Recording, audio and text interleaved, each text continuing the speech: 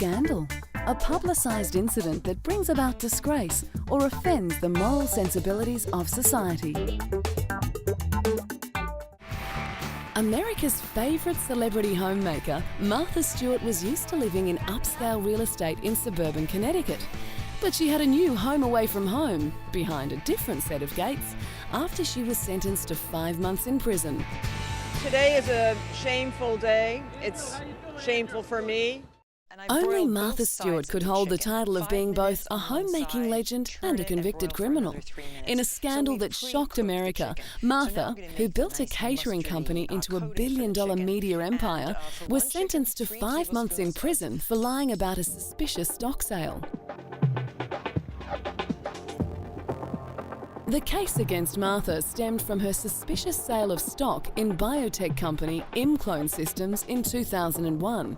Prosecutors said the sale occurred after her stockbroker tipped her off that the company's founder was dumping all his shares.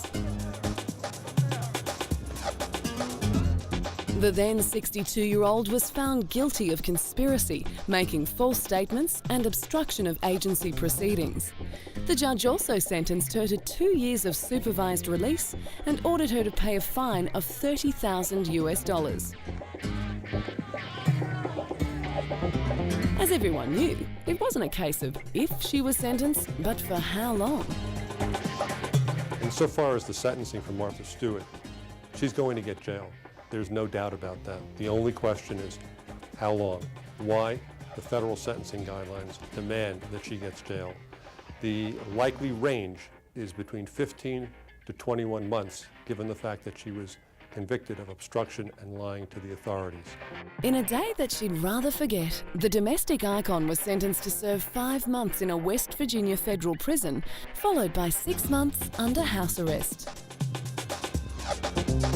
Today is a shameful day. It's shameful for me and for my family and for my beloved company and for all of its employees and partners. What was a small personal matter became over the last 2 years an almost fatal circus event of unprecedented proportions. Martha's fall from grace did little to hurt her standing among her fans. In the final weeks before her sentencing, hundreds of well-wishers sent letters to the judge asking for mercy. After being released, she was good-natured about the security bracelet attached to her ankle.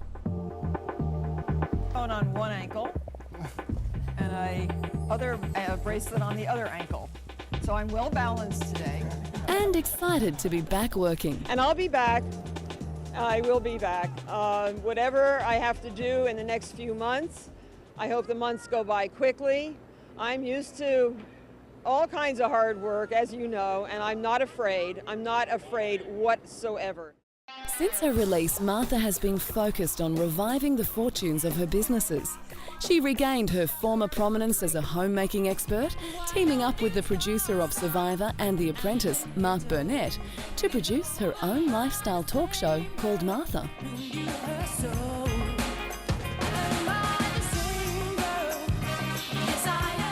Each episode includes several segments related to cooking, interior design, gardening, and other topics related to the homemaking. Thankfully, none relating to the stock exchange.